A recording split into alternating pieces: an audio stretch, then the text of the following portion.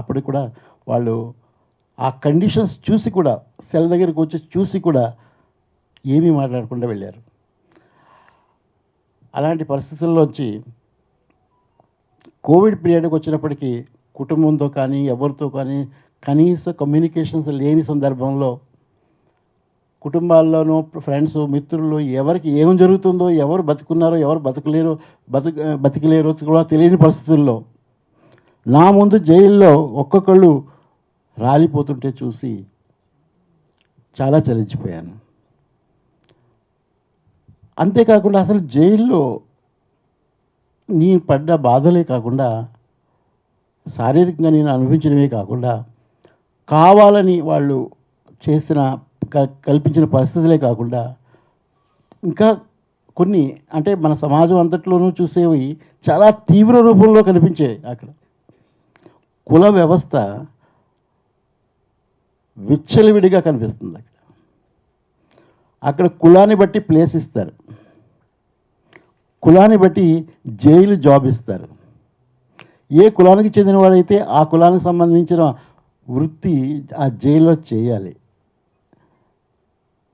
అది డ్రైనేజ్ని సాఫ్ చేసేవాళ్ళు, లేకపోతే టాయిలెట్స్ సాఫ్ చేసేవాళ్ళు ఆ కులానికి చెందిన వాళ్ళే అయ్యే ఉండాలి. ఆ కుల వ్యవస్థని చాలా ఓపెన్గా ప్రాక్టీస్ చేస్తారు.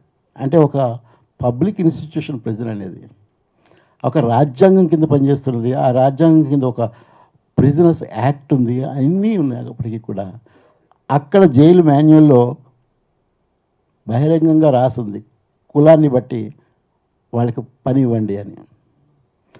అంతేకాదు రాజ్యాంగానికి వ్యతిరేకంగా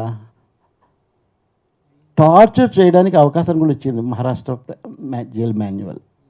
మీరందరూ కూడా స్టడీ చేసి చూడండి. మైల్డ్ టార్చర్ ఇవ్వచ్చు అని చెప్పి రాసింది. ఒకవేళ ఏ మాన్యువల్ కూడా ప్రిజనర్స్ యాక్ట్లోకి భాగం. అది యాక్ట్, అది పాస్డ్ బై ది పార్లమెంట్. అంటే 1894 తర్వాత అమెండ్మెంట్స్ వచ్చాయి కాబట్టి అది పార్లమెంట్ పాస్ చేసినట్టే లెక్క. దాంట్లో భాగం అది. అందులో చిత్రహింసలు చేయొచ్చు అని రాస్తుంది. Mild bodily torture can be applied to discipline and control. దాన్ని ఉపయోగించుకుని ఎంత చిత్రహింసలు ఎంతమందిని చేస్తారు అనేది ఇక్కడ వర్ణిస్తే రోజులు సరిపోదు. దానికి వ్యతిరేకంగా మాట్లాడడానికి జైలు అది.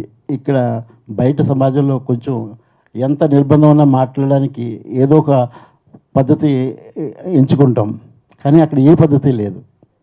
అక్కడ ఉన్న పద్ధతుల్లో ఒకటి ఉంది, ఏంటంటే హంగర్ స్ట్రైక్ చేయడం, నిరాహార దీక్ష చేయడం. అందుకని ఇంకా వేరే పద్ధతుల్లో వాళ్ళు ఎవరు వినరు, అది కూడా వినరు, దాన్ని కూడా పట్టించుకోరు. కాకపోతే బయట ఎవరైనా మాట్లాడే వాళ్ళు ఉంటేనే అది పట్టించుకుంటారు. అందులో ప్రతి ఒక్కళ్ళని అసలు ఏ కారణం లేకుండా చిత్రహింసలకు గురి చేస్తారు. అది మొదట వచ్చిన రోజే, జైల్లో ఎంట్రీ అయిన రోజే పక్కకు తీసుకెళ్ళి కెమెరాలు లేని చోట కొన్ని స్పాట్స్ ఉన్నాయి చిత్రహింసలకి. అక్కడ వాళ్ళని బాగా చిత్రహింసలకు గురి చేసి లోపలికి తీసుకొస్తారు. వాటికి వ్యతిరేకంగా ఫైట్ చేయడానికి ఎన్నో రకాలుగా నేను ప్రయత్నం చేశాను. కొంతవరకు ఆపడం కూడా జరిగింది.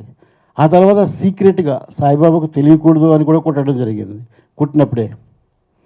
అయినప్పటికీ కూడా వాళ్ళు ఏదో రకంగా అండాసెల్లో ఎక్కడా కమ్యూనికేషన్ లేని పరిస్థితుల్లో కూడా కబురు పంపించేవారు. అట్లా ప్రతి ఒక్కళ్ళని, కొంతమందిని కొట్టరు. గ్యాంగ్స్టర్స్ అయితే, చాలా పెద్ద క్రిమినల్ అయితే, లేకపోతే పొలిటీషియన్ అయితే, లేకపోతే నక్సల్ కేసు అని ఉంటుంది, నక్సల్ కేసులో వచ్చిన వాళ్ళని అయితే కొట్టరు. మీలో అందరినీ 80%, 85% అందరూ కూడా సాధారణమైన చాలా పావర్టీ నుంచి వచ్చిన వాళ్ళే జైల్లో ఉంటారు. వాళ్ళందరినీ తప్పనిసరిగా కొడతారు. కొట్టడమే కాదు, చిత్రహింసలకు గురి చేస్తారు. దానికి కారణం ఏంటని చెప్తే, మొదటే వాళ్ళకి జైలు రుచి చూపించకపోయినట్లయితే వాళ్ళు డిసిప్లిన్ పాటించరు అని చెప్తారు. దాంతో నేను అవన్నీ చూస్తూ వింటూ చాలా మానసికంగా కృంగిపోయాను. ఏమీ చేయలేని పరిస్థితి.